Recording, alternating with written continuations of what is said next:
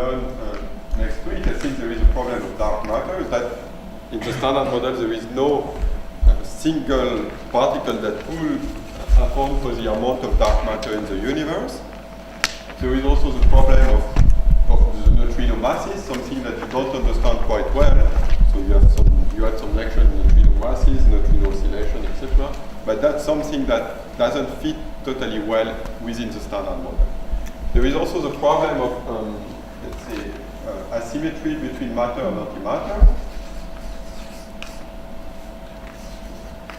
Antimatter.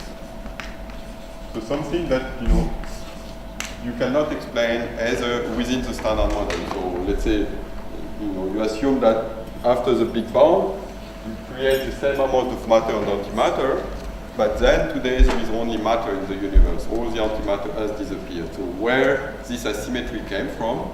So one possibility is, of course, to have a mechanism of baryogenesis. And they are very expert on these topics here in Moscow, and I'm sure that Valery Rubakov will tell you about that a little bit next week. So again, this is something that you cannot explain within the standard. There is also, the dark energy problem, the cosmological constants that you cannot explain. The amount of energy in the vacuum doesn't fit with the vacuum of the Higgs field, so you need something else. And that's still a puzzle that you cannot explain again in the standard. Then you could also think about inflation. So can you have a particle that could play the role of the inflaton and drive really the expansion of the universe to have this acceleration in the expansion of the universe early on? Maybe the Higgs could play the role of the inflaton, but that's still not totally clear. There is some issue associated with that. So certainly these are a few experimental facts that go for physics beyond the standard model, for physics beyond the Higgs. But there is also an intrinsic problem associated to the Higgs boson, which is called the hierarchy problem. I'm sure that many of you have heard about it. And the hierarchy problem is simply the fact that you want to look at the quantum correction to the Higgs potential. So we have learned that in order to break electric symmetry, you need to give a vacuum expectation value to the Higgs. And usually this is done by introducing this famous Mexican Hall potential. So this is just the value of the Higgs field, right? This is the origin, this H. And clearly the minimum of this potential is away from the origin. That's what breaks electric symmetry. So this is the value of the Higgs, and by comparing theory with experiment, you have learned that this vacuum expectation value is something like 246 keV. So that works fine. That's the shape of the potential. But that's a potential at the classical level. Now, of course, in any quantum field theory, you have to take into account some quantum correction. So basically to compute loops and see how this quantum correction will change the picture. So if you expand this potential around this vacuum expectation value, so you will find the mass of the Higgs, right? H squared plus some quartic interaction, some cubic interaction, so H cubed plus H to the 4, etc. So now we would like to see what are the quantum corrections to those quantities, H cubed, H4. So you need to look at some loop diagram for that. So let us first look at the correction to the mass term, because that's the one that are the most sensitive to the details of the physics at very high energy. So what you want to do is simply compute some one loop correction to the mass of the Higgs boson. So you have the mass of the Higgs boson, something like that, right? H. And clearly this is just the mass term at tree level. Mass term at tree level. And then there is a few one loop diagrams. So for instance, there is an interaction of the Higgs with itself. And this clearly gives you a one loop correction to the mass of the Higgs boson.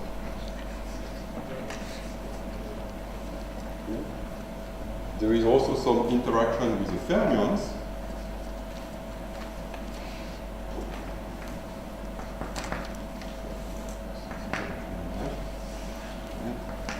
So the X has some linear interaction with two fermions. Let's say in particular the top quark. The top is the most important one because this is the largest two-carbon interaction, because the top is the heaviest particle. And then you have also some interaction with the gauge boson. Some interaction with the gauge boson.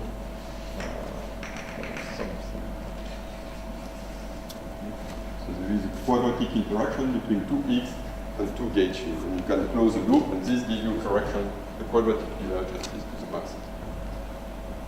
So you would like to compute each of those diagrams, but you can see already that there is a problem associated to those diagrams because all of them are actually quadratically divergent. So you have one propagator for scalar field, so one propagator for scalar field is k squared minus the mass of the scalar field. And then you have to do the integral over the momentum, T4k. And this, if you introduce if you cut off the momentum integral with a value lambda with a cutoff, then this is clearly proportional to lambda squared. So this means that if you have a very high energy scale in your problem, then one correction to the mass of the X goes like lambda squared. And this is also true for the other diagram. So here, again, the propagator for gauge fields is 1 over k squared. So again, there is a quadratic divergence. And here, it's two propagators for fermion, and each of the propagators is like 1 over k. So again, it's 1 over k squared. Okay. So even if you start, with at tree level a value of the mass which is 126 GeV, all this one loop correction will give you a large correction to the mass. And then you need to start adjusting, the various contribution if you want the finite, if you want the total result to be 126 GeV. So there is a cancellation between very large contribution and the sum of the two very large contribution has to be small. But isn't the movie we are just erased? Because neither of those is observed. So either they're large or small doesn't matter. So you are right in a sense if there is no new physical scale. So if there is a standard model and nothing else, you don't see it. But you know for all this problem that you need to add new degrees of freedom beyond the standard model to take into account dark matter, for instance. Yeah, but that's light stuff.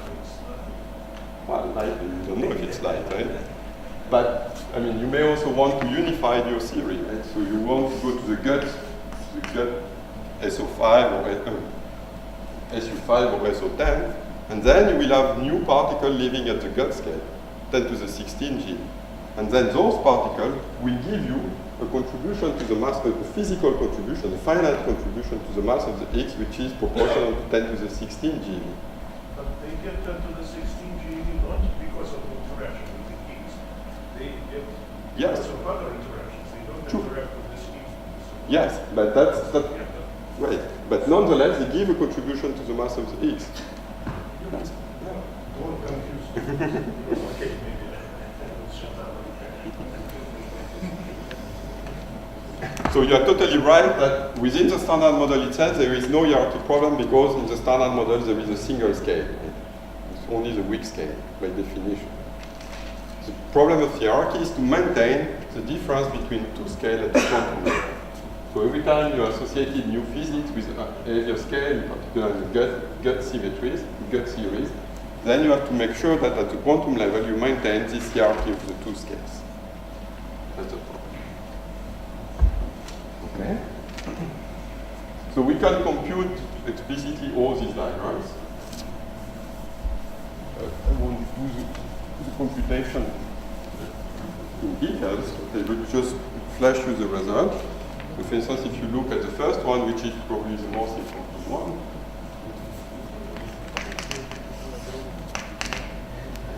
so here what do you have? So you have the propagator of the fermion, which is I divided by k slash minus n, it's the mass of the top. And here, each of the interaction is simply minus I divided by square root of 2 times the Yukawa interaction.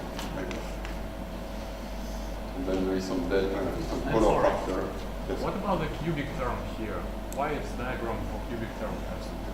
No, but the cubic term it doesn't matter because you need to close the loop. Higgs to 2 Higgs and then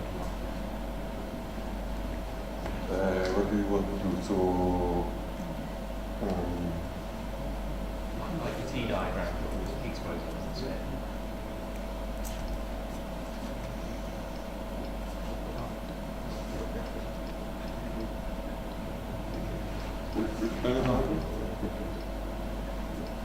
Like the top loop, yes. but with Higgs as Oh, but this won't be quadratic divergence because you have two propagator of a scalar field, right? So here I've drawn only the most dangerous diagrams. So here this diagram is important because it's a fermion, and the propagator of a fermion is less divergent. Okay. So at the end you can compute minus I the correction to the mass coming from these diagrams. It's a loop of a fermion, so you have an extra minus sign. So it's a square of this Yukawa interaction minus y dot square. Then you have the loop momentum. So d4k divided by 2 pi 4. And then you have the trace of this propagator. 1 over k slash minus m I k slash minus m, and then there is a trace of the color factor delta, which will be equal to 3, because there is free color for the top one. So now you can compute explicitly this trace, look at the quadratic pieces, and what you will find is the following.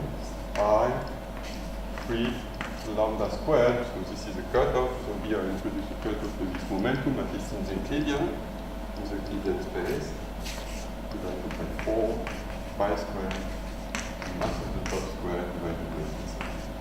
Okay? Sorry, but what about momentum? Momentum of Higgs? Oh, here, I'm looking at the correction to the mass, so the momentum is 0. It's correction to the potential. So you could compute the same kind of diagram, but this won't be a correction to the potential. Okay. So I won't give you all the details for the other diagrams. Just reporting the result. So this is equal to minus I 3nh squared divided by 16 pi squared b squared plus squared. So the mass of the top squared is simply coming from the fact that I have y top squared, and y top is proportional to m top. And here is the same thing. Here it's proportional to the quartic interaction, and we have seen yesterday that the quartic interaction is also related to the mass of the peaks. Okay. What about the third one? So the third one is a little bit more subtle because you are dealing with gauge field, right?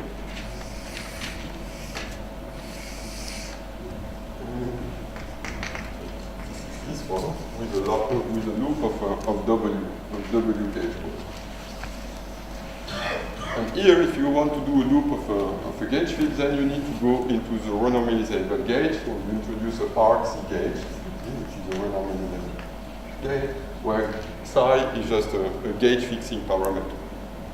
So it's your gauge dependent, and everyone is in principle allowed to use different value of psi, and still at the end, by gauging various, your result should be independent of psi. So if you compute this diagram, you will find that this is equal to minus I, 3 times 3 minus psi, g squared, lambda squared, 64 pi squared. So that basically what you can find in the books. So in all the books, in all the textbooks where they are talking about the hierarchy problem, they show you these three diagrams, and usually they compute this one in the gauge where psi equals 0. But you see here, that those three diagrams by themselves are actually gauge dependent. There is a value, there is a term which is proportional to psi that doesn't cancel. So does it mean, what does it mean? Does it mean that the quadratic divergences associated to the mass of the X are gauge dependent? In which case it wouldn't be What about physics. ghosts? What about ghosts? So the ghost, you can see actually that the ghosts don't contribute in this case. There is one possible Where diagram. does ghost dependence come from then? So there is one possible diagram of the ghost. I think it's this one. So I don't know how to draw the ghost. So that will be the ghost. And this is not quadratically divergent. Because for the argument that we were saying before, the propagator of the ghost is 1 over k squared, so here there is no quadratic divergence. So the point is that in the literature, there is one diagram that people usually don't show at all, which is a diagram actually that involves a ghost tone. So here you're doing the computation, in the unbroken phase, in the non-unitary gauge. So there is still a ghost tone that could propagate, and you need to include, you need to add another diagram, and this other diagram will exactly cancel this gauge dependency. I wanted to show it to you because this is something that usually you don't find in any review or in any books, that you need to include it to get a result that makes sense, to get a result which is gauge independent.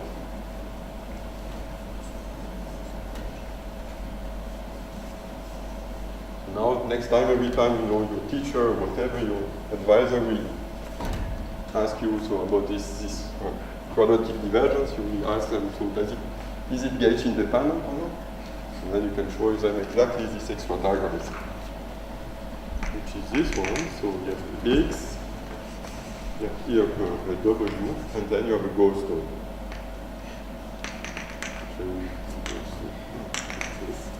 So this is ghost tone. So why is that quadratic divergent? It's simply because here the interaction is also growing with the momentum. So that compensates for the extra propagator of the ghost. So this is again divergent, quadratically divergent, and you can see that this is equal to minus I times 3 g squared lambda squared, which is 64 pi squared psi. I haven't done any mistake. This will exactly cancel this psi dependency. Okay? So if you collect everything, we get exactly the correction to the X mass. So the correction to the X mass at the one loop level will be equal to 3 lambda squared divided by 16 pi squared b squared equals 2 mw plus mz plus mh squared minus 4 mj.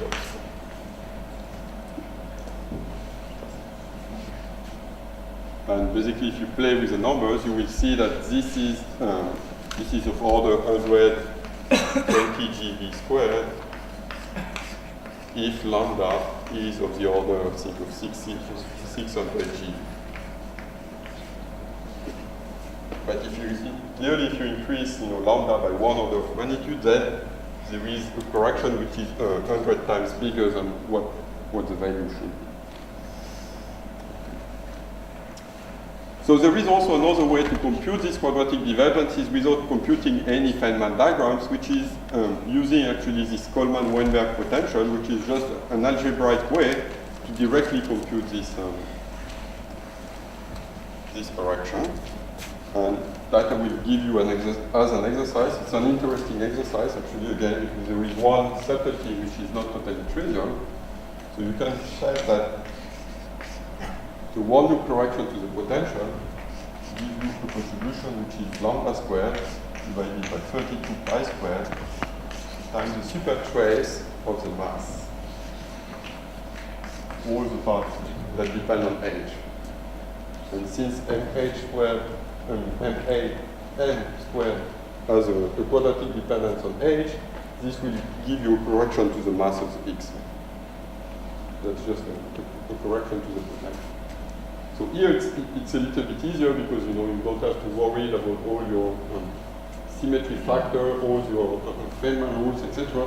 You just need to look at the mass spectrum, and then you can directly compute in an algebraic way directly this quadratic equation. The only thing, if you do this exercise, is that here you want to compute for any value of h, and then in a sense you are computing the spectrum off shell, and off shell you have to take into account also that the goal zone are not massless particles. And this will exactly reproduce this result. So that was for the quantum correction to the mass. What is the denotation of? Super trace, yeah, you're right.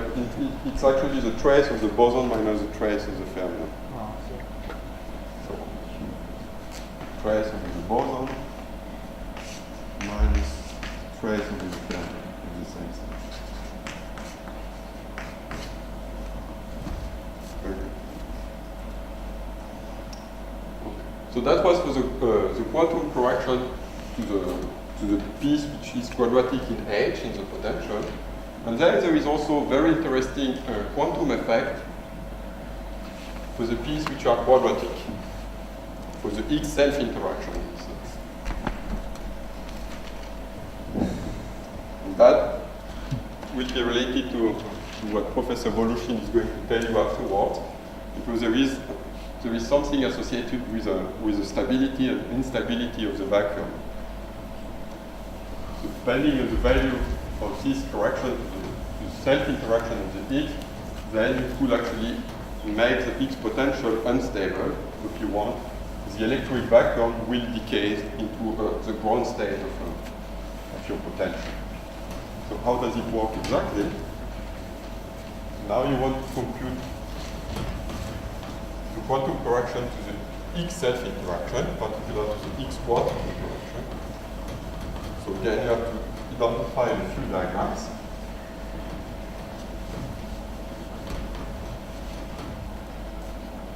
So we are interested in correction to each self-interaction. So we want the correction to this vertex. So what are they? There is, for instance, this one. It involves X quantic coupling itself. Here, it's an interaction with 4 X photons, it's lambda. This is proportional to lambda. It's proportional to lambda squared. So this means that Z lambda of the dq or V log Q, Q is the energy, will be proportional to lambda squared times some loop factors, which 16 pi squared. Then there is a multiplicity factor here. You don't remember. Then there is also some other correction, like this one.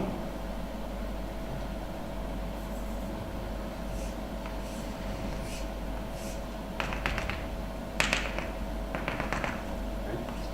So X, the top part,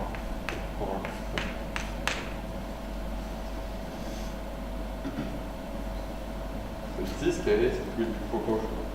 It will be proportional to y top to the 4. 4 divided by again, so 16 pi squared. And then there is also other diagrams actually that are less important that involve the gauge interaction.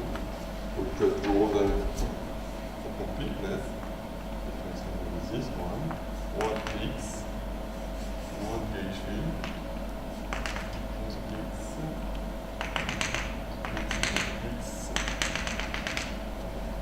Here is lambda, this is G, this is G. Okay. Now you also have 4 power of the gauge field, like in this diagram.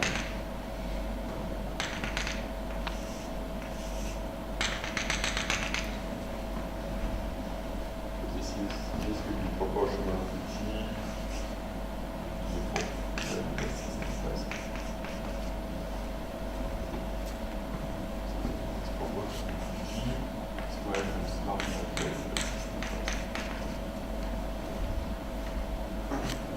then you can look at the effect of those diagrams in various regions of the theory. So for instance, if we look at the case where the mass of the X is very large, so large value of the X mass. Large value of the X mass means the X self-interaction is very large, right? Because MH is related to the X self-interaction. So lambda large. So what do I mean by large? I mean that this diagram is a dominant diagram, so you can neglect all those ones. Then it's a very easy equation to solve, right? It's kind of a renormalization group equation for a single variable that depends on the energy. And what you will find, so you solve it, and you will find this behavior, that lambda is a function that grows with the energy, and actually it will reach a Landau pole at which lambda actually diverges. So of course you don't really know if it diverges or not, because here you have done a perturbation theory, right? You have done some loop diagrams, and somehow you have assumed that you can do the perturbation in lambda. So clearly you don't know exactly if lambda goes to infinity or not, but at least you know that you will enter certainly a non-perturbative regime. And if this is the case, this means that certainly you will encounter new physics at finite energy, which is the energy below this Landau pole lambda. So you can do the exact computation, compute lambda in terms of the value here, of the boundary condition of the value of lambda at low energy, which is the value of the mass of the X at low energy. So you can compute that. So this means that you get a relation between the scale at which you expect to see new physics as a function of the value of the mass of the X at the weak scale. Then there is another regime which is interesting. That's what Woloshin is going to tell you. Is for the mass of the X which is small. So small means that actually in this case is this diagram that dominates this renormalization group equation. Right? Because NH small means lambda small, so this is negligible compared to this one. And Y top is larger than the gauge coupling, so you can also forget about those diagrams. So of course in practice, I mean, these diagrams will give you some correction that are not totally negligible, but the dominant effect is really coming from this. So for the exact numbers, you need, of course, to include all those diagrams, but to get the rough picture, you don't need them. What I didn't tell you is that here, you have a loop of fermions, so you also need to include a minus sign. So this means, in this case, when you increase the energy, lambda will decrease. Here it was going up. In the other regime, the small value of the X mass is going down. So you start with a small value, and then the renormalization group equation, the renormalization group evolution is giving you even a smaller value. So there is a kind of instability. You start with something small, and then the evolution gives you something even smaller. So it amplifies the smallness. And actually, if you compute explicitly what is going on, start with lambda, the finite value of lambda, is going down, and actually it draws 0. It becomes negative for some value here of the energy which is called lambda. And that's bad, right? Because if lambda is negative, this means that the potential, the X potential becomes unbounded from below, right? Because the X potential, if you remember, is lambda times h to the 4th. If lambda is negative, then the potential goes to minus infinity for h taking large value. So this means that the vacuum, the electric vacuum at finite value is not the minimum anymore. The minimum is really pushed to infinity. So this is an instability. Then the electric vacuum becomes unstable.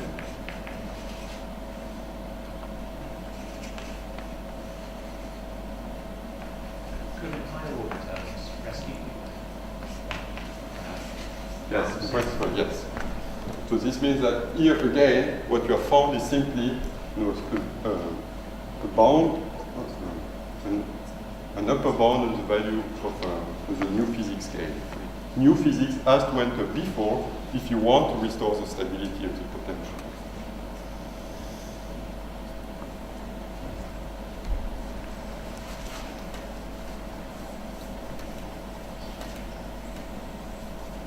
So you will learn in the next lecture how to compute, for instance, the lifetime of this electric vacuum, etc. So the lifetime of the universe, if indeed the universe is unstable, the electric vacuum is unstable.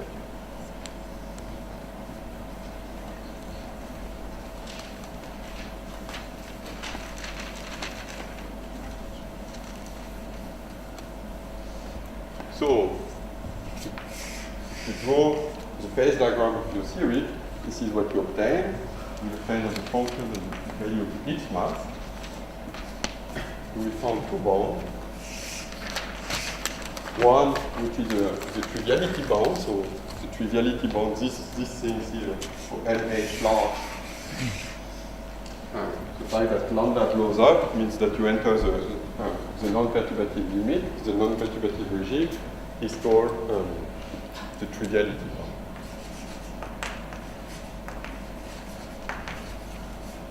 But the new physics has to be below this line. This is excluded because the theory will become non-perturbative. So you will find new physics.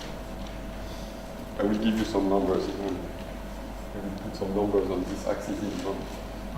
And here, this is the stability, which is telling you that the mass of the X cannot be too light.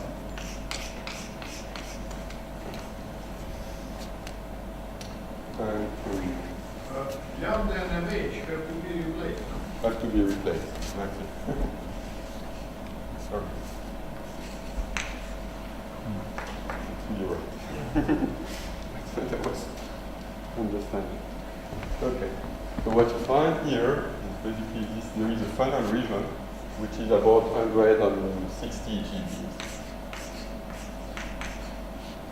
So here you can. So here it's a logarithmic scale. So here it's 10 to the 16 GeV. The gut scale, the Planck scale. So here this is the Wick scale, so 100 GeV. And here, basically, you can go up to something like 200 GeV. Here, if you want to extend it up to the Planck scale, let's say something like 140 GeV. It's not very precise because nobody can give you very precise number of these things. But in this order of magnitude is this one. Here, it really goes up to the Planck scale. There is a little bit of uncertainty.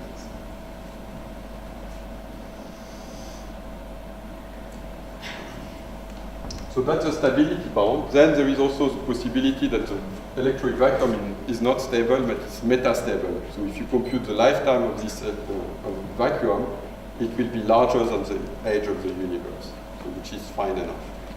We don't want the electric vacuum to be totally stable. If the lifetime is bigger than the age of the universe, everybody is happy. So it's a little bit weaker bounds, and that's what, in a sense, favors.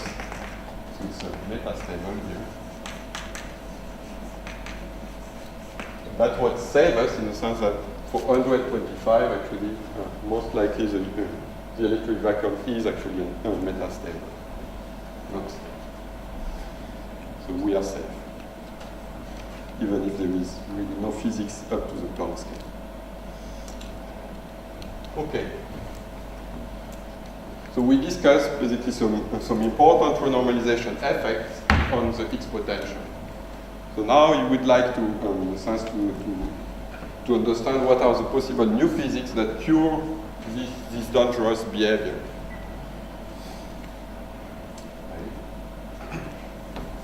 And what about the hierarchy problem? So the hierarchy problem is certainly the most severe problem because it gives you the highest sensitivity to the UV behavior of your theory, to the high energy behavior of your theory.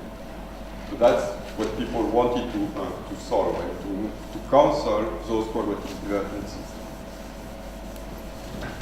And there is basically various models that do cancel these quadratic divergences. And you can understand what the structure of those theories are. Just based on symmetry arguments and very simple physical consideration.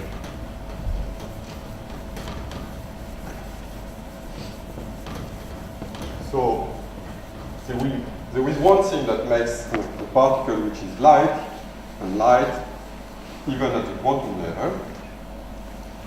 And I'm sure you know these things. We have already talked about it in the first lecture, which is simply quantum mechanics. The fact that the particle of spin s has 2s plus 1 degrees of polarization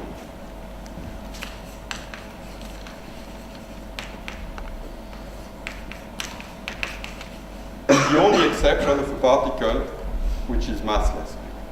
In this case, as we have seen for the photon, you could have less than 2s, fewer degrees of polarization. So except if the mass is 0. But the converse is also true. If it's 0, it means that if the particle is propagating at the speed of light. So the converse is also true. If the particle has fewer than 2 plus 1 degrees of polarization, then necessarily it will be massless. And that's exactly what happens, for instance, for spin 1. Right? For spin 1, like the photon, you know that the photon has not 3 degrees of polarization, but only 2. And that's guaranteed that the photon is a massless object. So if you compute the quantum correction to the mass of the photon, the quantum correction will be proportional to the mass of the photon itself. So there won't be any additive renormalization to the mass of the photon.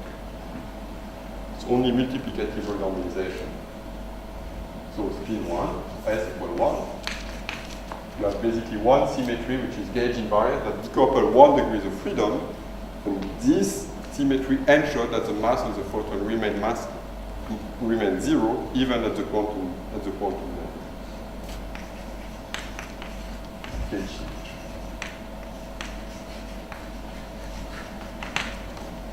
This is also true for spin 1 half.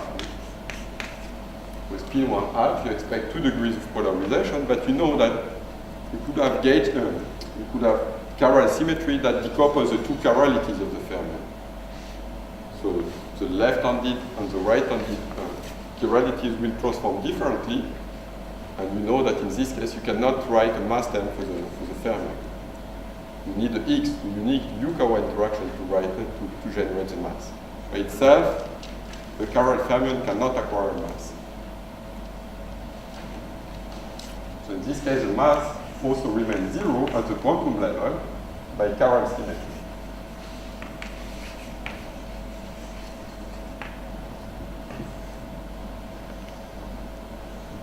So what about the spin 0? The problem of spin 0 is that there is only 1 degree of polarization. So you cannot decouple this. If you decouple it, you have nothing left. So the spin trick, if you want quantum mechanics, this is the spin trick. The spin trick doesn't work for the spin 0 particle because you have only 1 degree of polarization. So if you want to use a spin trick for the spin 0 particle, what you need to do is actually to introduce some new symmetries that relate particles of different spin. So for instance, supersymmetry is relating a spin 0 particle with a spin 1 half. And you know that the spin 1 half is protected by quantum, the mass of the spin 1 half particle is protected by quantum mechanics, by this spin trick. So automatically, if you have a symmetry between spin 1 half and spin 0, you will in a sense associate a chirality to the spin 0 field. And that's what you do in supersymmetry, in the MSSM. You talk about the stop left and the stop right. So you associate a chirality to a boson, to a spin 0 particle. So why do you associate a chirality to the boson? Simply because it's a chirality associated to the superpartner, to the spin 1 half particle associated to the boson.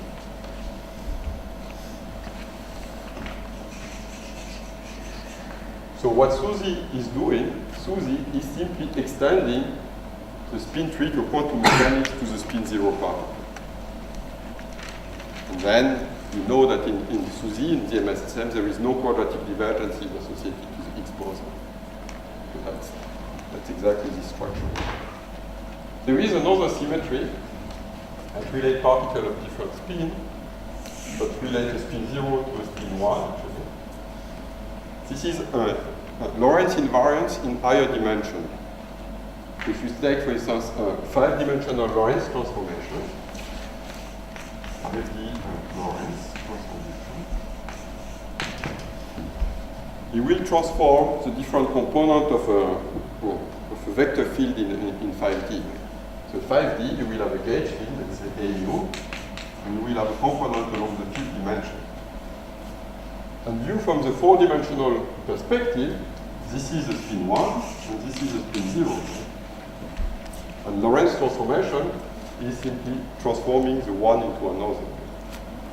Like Lorentz transformation in 4 dimensions, some kind of rotation in the 4-dimensional space. Here, 5D Lorentz transformation will be rotation in 5D.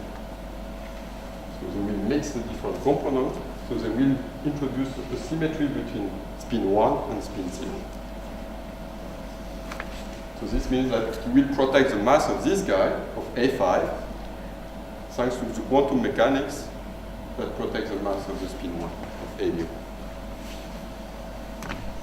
So that was well studied, I mean, since the 70s or the 80s.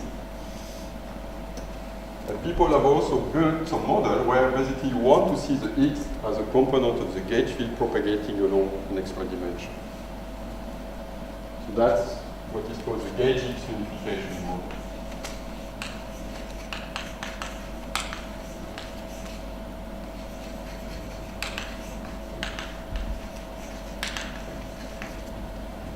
You really see now the Higgs boson as a component of the gauge field propagating a 5th dimension. So there is some little subtleties about that. Is of course, the Higgs field transforms as a doublet of the gauge group of the Standard Model. While you have learned that the gauge field is always belonging to the adjoint representation of the gauge group. So how can you see A5 as a doublet and not as a triplet of SU2? Well, for that you need simply to enlarge the gauge group. So you won't consider SU2 plus U1 in 5D, but you will start, for instance, with SU3. And SU3, the adjoint of SU3, will contain now a doublet of the SU2. So SU3, well, this is just the Gell-Mann matrices, right? At least for instance, in the fundamental representation, there are 8 3x3 matrices. So this is 2x2, and then it's 1x1 here. SU2 will act here, U1 will act here, and then you have some off-diagonal element, and those off-diagonal elements will transform as a doublet for the SU2 symmetry. So the off-diagonal element of the adjoint will now be a doublet of SU2, and that's the thing that you want to identify with the Higgs boson. So that's, for instance, embedding SU2 plus U1 into SU3. If you do that, it won't work actually, because now clearly you get a simple gauge group with only one gauge coupling. So of course this is not SU3 of QCD, but it's another SU3. It's SU3 weak. So here you will have a single gauge coupling, but of course in the Standard Model you have two. You have G and G prime. If you want, you have alpha electromagnetism, and you have the weak mixing angle, the Weinberg angle. So here, you will get a prediction for the Weinberg angle. And if you do the math, it's very simple, a group theory algebra, you will find that sine squared theta W in this model is equal to 3/4. This is certainly not a good prediction. It's too far away from the experimental value. Experimentally, this quantity is close to 0.23, plus some correction. So this won't work. So you can repeat the same exercise, embed SU2 plus U1 into another group, and actually if you open the Slansky report and all the group theory possibilities, you will find that you need to start with a gauge group, which is G2. G2 is an exceptional non-abelian group that contains SU3, and then in this case you will find that the prediction is that sine squared theta is equal to 1/4. So that's much better. We can talk about G2 another time. Okay, so that was somehow the first solution to the hierarchy problem, using quantum mechanics and some symmetry that relate particles of different spin. Now you also know another way to protect the mass of a particle. We have already talked about that, and when we were discussing the pion, we know that there is a Goldstone theorem. The Goldstone theorem is telling you that every time you have a global symmetry which is spontaneously broken, you expect a massless particle. So here, you would like to identify the X as a Goldstone. Well, in a sense, this is a natural generalization of the standard model, right? Because using the custodial symmetry, we have seen that you really understand the longitudinal component of the W and the Z as a Goldstone boson associated to the breaking of SO4 down to SO3. So why not enlarging the custodial symmetry, and instead of using SO4, for instance, you will use SO5. You break SO5 to SO4, this produces exactly 4 Goldstone bosons. So in addition to the longitudinal component of the W and the Z, now you also get a 4th Goldstone boson that you want to identify as the X boson.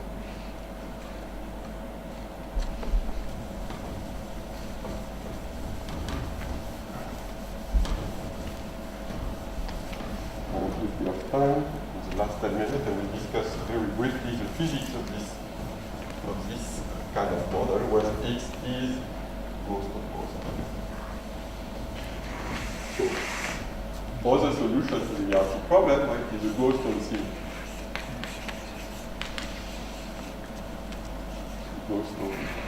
Goldstone theorem. And the simplest example along this line is using SO5 broken to SO4.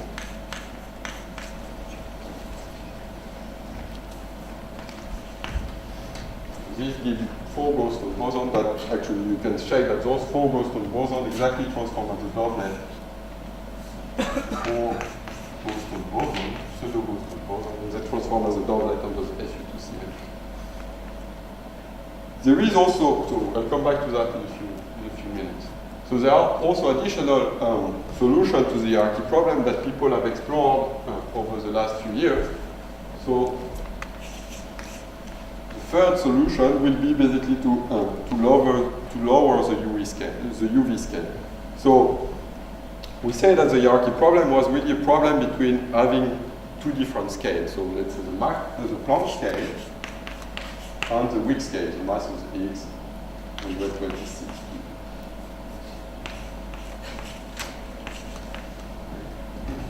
And to the 19. So what happens, for instance, if in nature, for some reason, there is no very large UV scale? If for some reason the scale of quantum gravity is not what we thought it is, so it's not 10 to the 19 GeV, but actually it's a much lower scale, close to 1 TeV. So the scale of quantum gravity, m star, is 1 TeV. This means that the correction to the mass of the Higgs will be 1 TeV squared divided by the loop factor, and then everything will be natural. So how do you lower the scale of quantum gravity? Well, you can do that if you have, for instance, large extra dimension. So that's the proposal of Arkady Ahmed, Timopoulos, and Valley.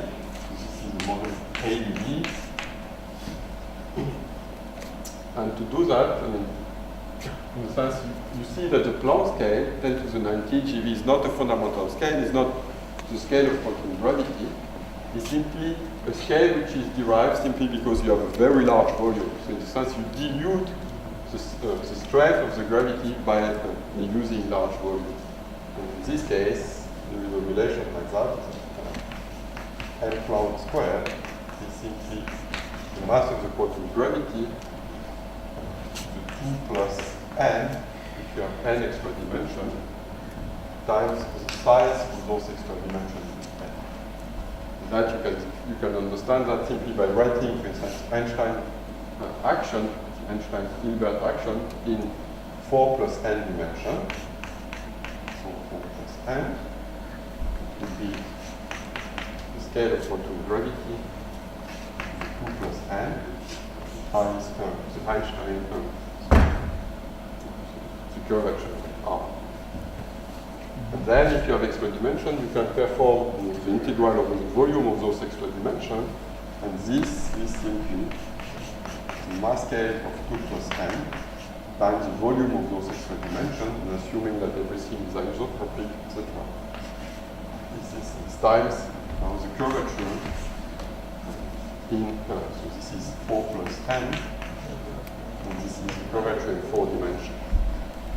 And this, of course, you want to identify simply system with Planck scale squared, the Planck scale in 4 dimensions. So you obtain this relation. So now you replace with a number. If you want the Planck scale to be 10 to the 19 GeV, if you want m star to be 1 TeV, then you will convince yourself that if n is equal to 2, then you have the size of the extra dimension that has to be of the order of 1 millimeter, or 100 micron, or whatever.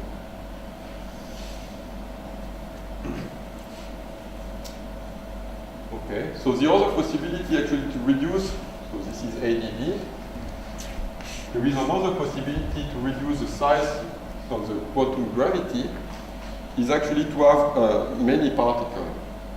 So if you want, m Planck is really the size of the quantum gravity if you have one copy of the standard model. But what Valley, again the same guy, right? The D of AdD, what Valley has realized, I think it was in 2007, that if you have n copy of the standard model, then the scale of quantum gravity is not m Planck, but it's m Planck divided by the square root of n. So you can talk about that if you want. It's just coming from some consideration about black hole formation, when you have many copies of particles, etc. And again, you will see that this can be 1 TeV if n is something like 10 to the 32. So the way to solve the hierarchy problem is to introduce 10 to the 32 copies of the standard model. Sounds crazy, but maybe it is crazy. So in order to solve the problem with one particle, with the Higgs boson, you introduce 10 to the 32 Higgs boson. Okay, I mean, it's funny, but actually, by playing with this argument, you learn something about how quantum gravity really behaves when you have many particles, etc. So maybe at the end, there is not n equal to 10 to the 32, but maybe n would be equal to 2 or 3, and then you will learn something quite interesting, for instance, about quantum gravity. So for instance, with playing with n, maybe of the order of a few, we will explain why the scale of quantum gravity is not m Planck, but is 10 to the 16 GeV. So you will unify, for instance, the gauge interaction together with gravity, understand and playing with this n factor. So it's a very useful theoretical exercise. Okay, and of course the fourth solution to the hierarchy problem was to get rid of the Higgs boson itself.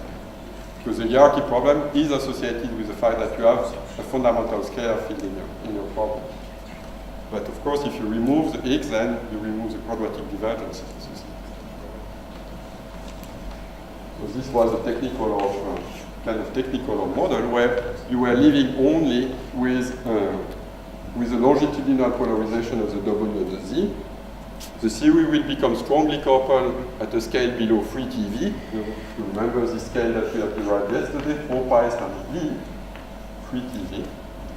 It will become strongly coupled. It will produce some resonances, and those resonances, the resonance made of the longitudinal component of the W and the Z, will cancel the growth of WW scattering. Exactly like in QCD, you have the exchange of the Rho meson that cancels the growth of pi-pi scattering. So that was a few theoretical possibilities on how nature could behave to cure this hierarchy problem, this sense of kind of inconsistency of the theory. And we have learned quite a lot about those things, right? Recently, thanks to the LHE. We have seen that probably Technicolor is not realized in nature. We do find a light scalar degrees of freedom. We still don't know if this scalar degrees of freedom is an elementary scalar field or if, for instance, if it's a composite bond state. So you could still have some strong interaction. This strong interaction produces a fourth Goldstone boson. In this kind of model, produce a fourth Goldstone boson. And that's the fourth Goldstone boson is what the LHE has been observed last July. Then, the question is, how can we learn whether what we have seen is an elementary scalar field or is a composite field? So you could try, for instance, to look at the structure, the internal structure of this Higgs boson, in the same way that we have discovered that the proton is not an elementary particle, it is made out of quark. So in a sense, you have broken the proton. So here you would like to break the Higgs, but this requires a lot of energy, and the LHE won't be able to do that. So you need to look at the properties there. You need to look at the properties of the Higgs to understand that the Higgs is not a fundamental particle, but it could be a composite state. So I don't have time now to discuss these models, but if it's really a pseudo-Goldstone boson, then you will expect some deviation in all the coupling of the Higgs. And there is one parameter that controls those deviations. So we have seen, in the parameterization that I was telling you yesterday, that the deviation of the coupling of the Higgs to the gauge field is parameter A, which is the ratio of H to WW over the same quantity in the standard model. So this is, by definition, this is equal to 1 in the standard model. And now you get some correction, which is the ratio of V squared divided by F squared, where F is the compositeness scale of the Higgs boson. So in the sense, the standard model is just an interpolation. The standard model is just a case where F goes to infinity. So the scale, the bounding energy of the constituent of the Higgs is very large. So you don't see the fundamental constituent. In this case, you exactly reproduce the standard.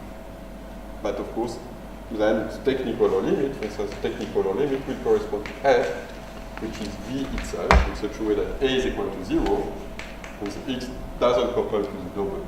So it's like saying that there is no Higgs field in your WW scattering experiment. And then there is an interpolation between the two, which is a composite Higgs boson. So it's a very useful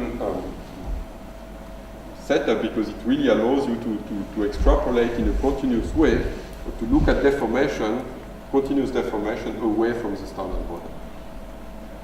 And you can parameterize. So here I've given you this parameter A. There is the same kind of thing for the coupling to the fermion, or the Higgs self-interaction also receives some correction that are parameterized basically by the same model. So what you can do is simply write an effective Lagrangian that describes, the general physics of this Goldstone boson. So you don't know what the Higgs is made of, but you can really write an effective Lagrangian in the same way that you are writing the Carroll Lagrangian to describe the physics of the pion. So you don't need to know that the pion are made of quark and anti-quark, to compute very interesting things, to compute the decays of the pion and things like that. So here, you could write an effective Carroll Lagrangian to really describe the physics of the Higgs at the LHE and try to understand if the Higgs is indeed correspond to the standard model Higgs, or if there is indeed some deviation compared to the standard. So I don't have time now to really discuss this Carroll Lagrangian, but that's something that you can find in some various papers. We'll be happy to discuss these things with you tonight or later. So I think I'll stop the lecture here. My time is over, and I thank you very much for listening. Thank you.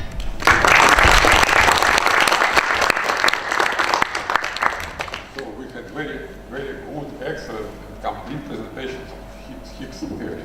So now questions, please. was only the beginning.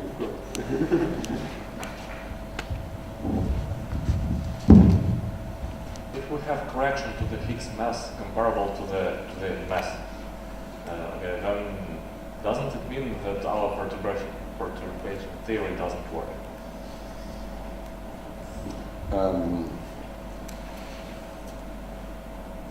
Well, I mean, the issue is that all those corrections were, in a sense, non-physical corrections. So they were the renormalizable process. So you have a bare mass, you have some one-loop correction.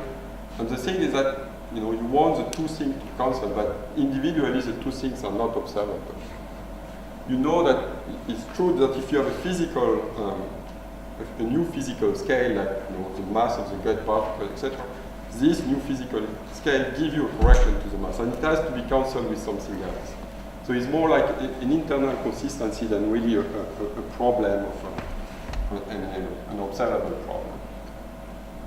It means that there is some relation among the different parameters of your theory, that there is a cancellation, but you don't understand this cancellation if you don't introduce any particular symmetry. So what all the symmetry that have been discussing, like supersymmetry, etc., they are just there to enforce explicitly this cancellation. But the theory, in supersymmetry, so the theory will remain perturbative.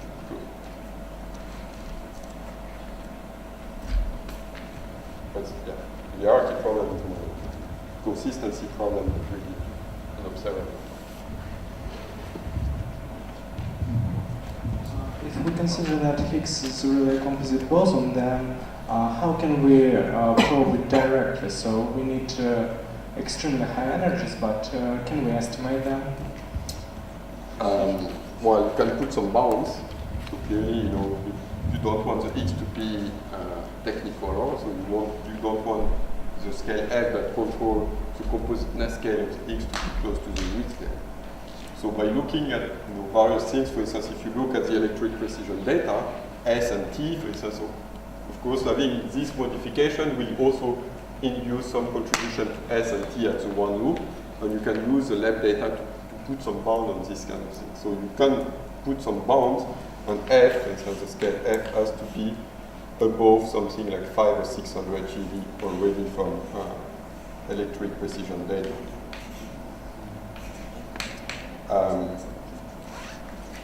Is there an upper bound on the scale F? I don't think so. Again, you can go to the standard model case where F is infinity, or the Planck scale, and then for you, up to many generations of particle What about physicists. excited state, if it's a bound state? Well, here it's a bound state, right? The bound state is simply that it's much lower than the typical resonance scale because it's a Goldstone boson. It's exactly like the pion. The pion are much lighter than the rho because the pion are some Goldstone bosons. So the second one will be too far. Right. The second one will be related to the scale F. So here, there is a mass gap between the mass of the X and the scale F because the X is a Goldstone. So how do you generate the mass of the X? Well, you need to break the global symmetry, and that's exactly what the standard model interaction are doing. The mixing between the new physics sector and the standard model produce a mass or produce a potential for the X. So if you want again, like in supersymmetry, you are generating electric symmetry breaking by some radiative correction associated to the top. So it's very similar. If you can go to high energy, you can make very precise measurement, and Yes. you will see that there is deviation from that. But, so that's an indirect measurement, right? You see that the X is not a standard model, but this is not evidence that the X is a composite object. For instance, if the X is mixed with another singlet under the electric sector, this will also induce some deviation in the property. So the way you would like to probe the strong interaction is, for instance, to look at WW scattering. The fact that the X doesn't uniterize alone WW scattering. So you will see WW scattering growing with the energy, because compared to the standard model with all the X, the growth is reduced. It's not controlled by the scale V, but it will be controlled by the scale F. But at some point, you will see something that becomes stronger and stronger. So one direct evidence for this composite X model will be to see the growth of WW scale. There is also another process which is double X production. So WW goes to 2X, also it will be growing with the energy. that's direct, direct evidence, but that's very delicate measurement at the LHC because there is huge background, etc. And what is the constraint on a Higgs mass from the cell itself coupling running to a Planck scale if we assume that standard model is acceptable up to a Planck scale? Well, that's the plot that I was showing you here, right? I mean, something, it has to be below, I think, 180 GeV, and if you really want... But what about running? This is the result of 180 TeV is valid at the Planck scale, but the real constraint on here is the mass. electroweak scale. If you want, it's the pole mass of X. It have to be heavier than 129. Yeah, Then it will run to. Yes, that's my question. Not it depends on the mass of the top, it depends Yes, on the alpha mass, S, right. there is always some error bounds. People are doing some crazy computation, free loop computation, etc. You know, you have to be careful of it because you don't know exactly what the theory at the high scale is. So there will be some threshold correction at the Planck scale that you have no control Of over. course, this is all ignored. Yes, that's all ignored. So that's why, I mean, I think it doesn't really make sense for me to make very difficult computation, free loop, etc. Since there is uncertainties that you have no control on because you don't know the threshold correction at the Planck scale. So everything in you, every number that you are giving